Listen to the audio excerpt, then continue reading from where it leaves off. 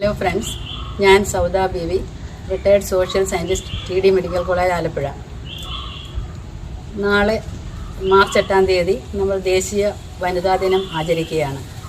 ദേശീയ വനിതാ ദിനം കൊണ്ട് നമ്മൾ ഉദ്ദേശിക്കുന്നത് സ്ത്രീകളുടെ വിദ്യാഭ്യാസപരവും സാമൂഹ്യവും സാമ്പത്തികവുമായ മുന്നേറ്റമാണ്. അതോടൊപ്പം തന്നെ സ്ത്രീ പുരുഷ സമത്വവും ഈ ദിവസം കൊണ്ട് നമ്മൾ ലക്ഷ്യമിടുന്നു. 1908 ന്യൂയോർക്കിലെ തയ്യൽ തൊഴിലാളികളായ സ്ത്രീകൾ നടത്തിയ ഒരു സമരത്തിൻ്റെ പിന്തുടർച്ചയായാണ് ഈ ദിനം നാം ആചരിക്കുന്നത്.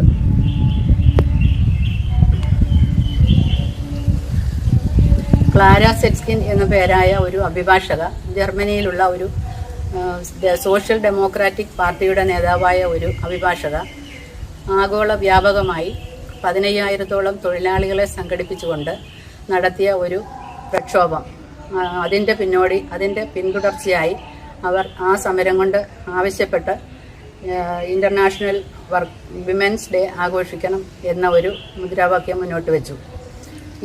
ഈ സമരം സ്ത്രീകളുടെ സാമൂഹ്യ സുരക്ഷയ്ക്കും ഉയർന്ന വേതനത്തിനും ജോലി സമയം തിട്ടപ്പെടുത്തുന്നതിനും വോട്ടവകാശത്തിനും വേണ്ടിയുള്ളതായിരുന്നു. 1975 ഐക്യരാഷ്ട്രസഭ ഈ പ്രമേയം അംഗീകരിക്കുകയും ഇൻ്റർനാഷണൽ വിമൻസ് ഡേ ആചരിക്കാൻ അനുവാദം നൽകുകയും ചെയ്തു. ഓരോ വർഷവും ഈ ദിനം ആചരിക്കുമ്പോൾ ഓരോ സന്ദേശം മുന്നോട്ട് വയ്ക്കുന്നുണ്ട്. വർഷത്തെ സന്ദേശം സാങ്കേതിക വിടവ് നികത്തി സ്ത്രീ പുരുഷ ലിംഗസമത്വം ഉറപ്പാക്കുക എന്നതാണ്. സാങ്കേതിക മേഖലയിൽ വ്യവസ്ഥിതികളും മുൻ ധാരണകളും മാറ്റിവെക്കാൻ സ്ത്രീകൾക്ക് കഴിയണം. സ്ത്രീകൾ എല്ലാ മേഖലകളിലും ഇപ്പോൾ മുന്നേറിക്കൊണ്ടിരിക്കുകയാണ്. വിദ്യാഭ്യാസപരമായും രാഷ്ട്രീയപരമായും സാമൂഹ്യപരമായും മുന്നേറിക്കൊണ്ടിരിക്കുകയാണ്.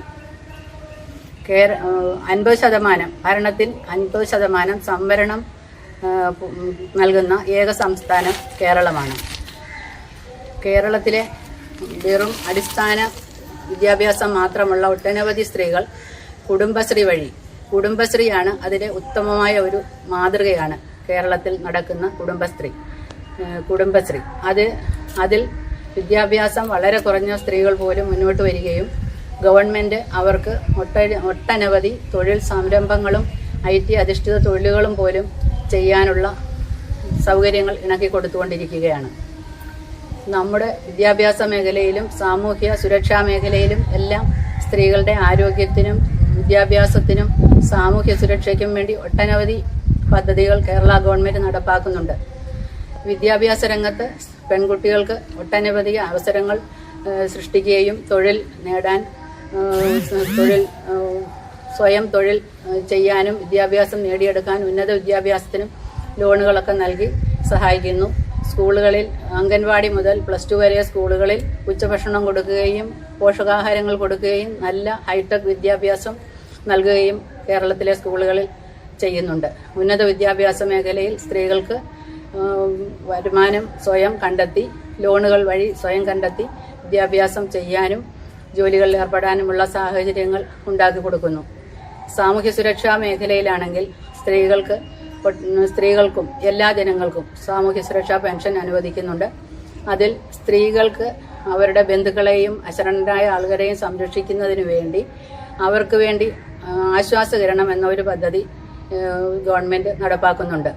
വനിതാ ശിശു വികസന സമിതിയുടെ കീഴിൽ ഒട്ടേറെ ഷെൽട്ടർ ഹോമുകളും പീഡിപ്പിക്കപ്പെടുന്ന സ്ത്രീകളെയും കുട്ടികളെയും പരിചരിക്കുകയും സംരക്ഷിക്കുകയും അവരെ പുനരധിവസിപ്പിക്കുകയും ചെയ്യുന്നതിന് വേണ്ടിയുള്ള ഒട്ടേറെ നടപടികൾ സ്വീകരിച്ചു വരുന്നുണ്ട്.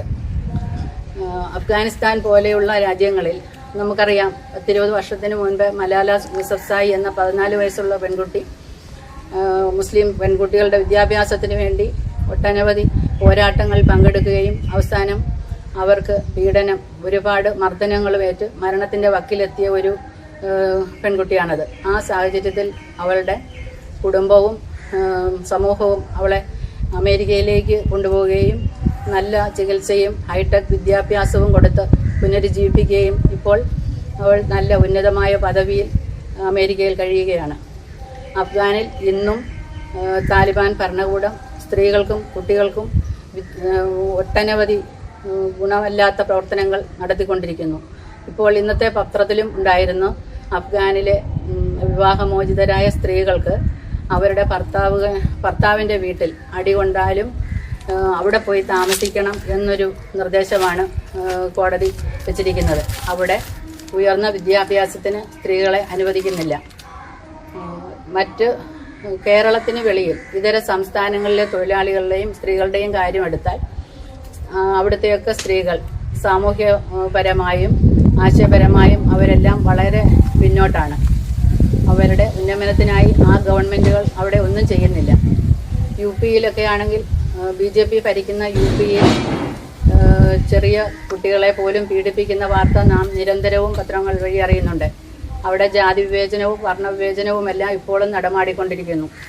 എന്നാൽ കേരളത്തിലെ സ്ത്രീകൾ വളരെ ഈ കാര്യങ്ങളിലെല്ലാം വളരെ മുന്നോട്ട് പോയിരിക്കുന്ന ഒരവസ്ഥയാണ് നമുക്ക് കാണാൻ കഴിയുന്നത്. നമ്മുടെ ഇപ്പോഴത്തെ രാഷ്ട്രപതി ഒരു വനിതയാണ്. അതുകൊണ്ട് നമുക്ക് കൂടുതൽ വനിതാ സംരക്ഷണം ഉറപ്പാകുമെന്നൊന്നും നമുക്ക് വിശ്വസിക്കാൻ പറ്റില്ല. നമ്മുടെ സ്വാതന്ത്ര്യ സമരം മുതൽ സുഭാഷ് ചന്ദ്രബോസിനോടൊപ്പം ആയുധമേന്തി വനിതകൾ ക്യാപ്റ്റൻ ലക്ഷ്മിയെ പോലുള്ളവർ മുന്നോട്ട് വന്ന് സമരത്തിൽ പങ്കെടുത്തിട്ടുണ്ട്. അവർ കേരളത്തിൽ നിന്നുള്ളവരാണ്. Justice Fathima Beevi, missile വനിതയായ Tessy Thomas, ഇവരെല്ലാം കേരളത്തിൻ്റെ സന്തതികളാണ്. കേരളത്തിൽ എല്ലാ ഇടങ്ങളിലും ഇപ്പോഴും സ്ത്രീകൾ ചൂഷണത്തിന് ഇരയായിക്കൊണ്ടിരിക്കുന്നു. പല മേഖലകളിലും പ്രവർത്തിക്കുന്ന സ്ത്രീകൾക്ക് തുല്യ ജോലിക്ക് തുല്യ വേതനം പോലും കിട്ടുന്നില്ല. പുരുഷന്മാരെക്കാൾ പിന്നോക്കം പോയിക്കൊണ്ടിരിക്കുന്ന അവസ്ഥയാണ് കാണാൻ കഴിയുന്നത്. വീടുകളിലാണെങ്കിലും ഗാർഹിക പീഡനങ്ങളും പൊതുനിരത്തുകളിൽ നിരന്തരം പെൺകുട്ടികളെ വേട്ടയാടപ്പെടുന്ന സംഭവങ്ങൾ നമ്മൾ കണ്ടുകൊണ്ടിരിക്കുകയാണ്. ഒരു വീട്ടിൽ സ്ത്രീക്കും പുരുഷനും ജോലിയുണ്ടെങ്കിൽ സ്ത്രീകൾ വീട്ടിലെ ജോലിയും ചെയ്ത ശേഷം പുറത്തുപോയി ജോലി ചെയ്യേണ്ടി വരുന്ന സാഹചര്യമാണ്. അതുമൂലം അവർക്ക് അകത്തും പുറത്തുമുള്ള ജോലി ചെയ്യുന്നതിൻ്റെ ഭാഗമായി ധാരാളം ആരോഗ്യ പ്രശ്നങ്ങൾ സ്ത്രീകളിൽ കണ്ടുവരുന്നു. ഗൃഹാന്തര വൃക്ഷങ്ങളിൽ പീഡനം അനുഭവിക്കുന്ന സ്ത്രീകൾ അവർ ചൂഷണം ചെയ്യപ്പെടുകയാണ് അധിക ഭാരം മൂലം. അടുക്കളയിൽ രാവിലെ മുതൽ വൈകുന്നേരം വരെ ഉള്ള ജോലികൾ ചെയ്ത് അടുക്കള ജോലി മാത്രമായി അടുക്കളയിൽ ഒതുങ്ങിക്കൂടുന്ന വീട്ടമ്മമാർക്ക് വേണ്ടിയും സുരക്ഷാ പദ്ധതികൾ കേരള ഗവൺമെൻറ് നിർദ്ദേശിച്ചിട്ടുണ്ട്. വിവിധ മേഖലകളിലെ ഈ അസമത്വം ഇല്ലാതാക്കാൻ വേണ്ടിയാണ് നമ്മൾ ഈ വനിതാ ദിനം കൊണ്ടുള്ള പ്രവർത്തനങ്ങളിൽ ഉദ്ദേശിക്കേണ്ടത്. IT മേഖലയിലും ബാങ്കിങ് മേഖലയിലും ഗർഭിണികളായ സ്ത്രീകളെ ജോലിയിൽ പ്രവേശിപ്പിക്കാത്ത സാഹചര്യം നമുക്കുണ്ടായിരുന്നു. അത് ഒരു വിധത്തിൽ ബാങ്കിങ് മേഖലയിലെ ട്രേഡ് യൂണിയനുകളും അവരുടെ സംഘടനകളും ഇടപെട്ട് അതെല്ലാം ഒരു വിധത്തിൽ തടസ്സപ്പെടുത്തിക്കൊണ്ട് അവർ മുന്നേറിക്കൊണ്ടി പോവുകയാണ്. ഈ സാഹചര്യത്തിൽ ഈ വനിതാ ദിനം ആഘോഷിക്കുമ്പോൾ നമ്മൾ നമ്മുടെ വനിതകൾക്ക് ഇനിയും മുന്നോട്ട് പ്രവർത്തനങ്ങളിൽ ഏർപ്പെടാനും നല്ല പ്രതിഭകളായി വളരാനും വേണ്ട സാഹചര്യങ്ങൾ ഓരോ ഗവൺമെൻറ്റും അതുപോലെ മറ്റു രാജ്യങ്ങളിലും ഉള്ള ഗവൺമെൻറ്റുകളും മറ്റ് സംസ്ഥാനങ്ങളിലുള്ള ഗവൺമെൻറ്റുകളും സ്ത്രീകൾക്ക് അനുയോജ്യമായ രീതിയിൽ അവരെ വളർത്തിയെടുക്കാനും സമൂഹവും കുടുംബവും അവരോടൊപ്പം നിന്ന് ഇത്തരം പ്രവർത്തനങ്ങളിൽ മുന്നോട്ട് കൈത്താങ്ങാക്കുകയും ചെയ്താൽ മാത്രമേ സ്ത്രീകൾക്ക് ഉയരാൻ സാധിക്കുകയുള്ളൂ. ഇപ്പോൾ നിർമ്മിത ബുദ്ധിയുടെ ഒരു കാലഘട്ടം വന്നുകൊണ്ടിരിക്കുകയാണ്. നിർമ്മിത ബുദ്ധിയിലും സ്ത്രീകൾ മുന്നോട്ട് വരും എന്നുള്ള കാലതാമസമില്ലാതെ നമുക്ക് കേൾക്കാൻ കഴിയും. കഴിഞ്ഞ ദിവസം ബാംഗ്ലൂരിലെ ഒരു സ്കൂളിൽ ഒരു നിർമ്മിത ബുദ്ധിയിൽ ഉണ്ടാക്കിയ ഒരു റോബോട്ട് ക്ലാസ് എടുക്കുന്നതായി നമ്മൾ വാർത്താ മാധ്യമങ്ങളിലൊക്കെ കണ്ടു. അത് ഒരു വനിത ടീച്ചറായിട്ടാണ് ആ റോബോട്ടിനെ നിർമ്മിച്ചിരിക്കുന്നത്. ഇത്തരം പ്രവർത്തനങ്ങൾ മുന്നോട്ട് വരുമ്പോഴും വനിതകൾ അവരെ മുന്നോട്ട് വരുമെന്നും അവർക്ക് എല്ലാ സൗകര്യങ്ങളും ഗവൺമെൻറ് ഇണക്കി കൊടുക്കുമെന്നും നമുക്ക് പ്രത്യാശിക്കാം. ഈ വനിതാ ദിനത്തിൽ ഇത്തരം കാര്യങ്ങളിലും നടപടികൾക്കും ഈ വനിതാ ദിനം ഉപകരിക്കട്ടെ എന്ന് മാത്രം പറഞ്ഞുകൊണ്ട് കേരള സർവീസ് പെൻഷനേഴ്സ് യൂണിയൻ സനാതനം യൂണിറ്റിന് ഈ അവസരം എനിക്ക് ഒരുക്കി തന്നതിനും സംസാരിക്കാൻ അവസരം തന്നതിനും നന്ദി പറഞ്ഞുകൊണ്ട് നിർത്തുന്നു.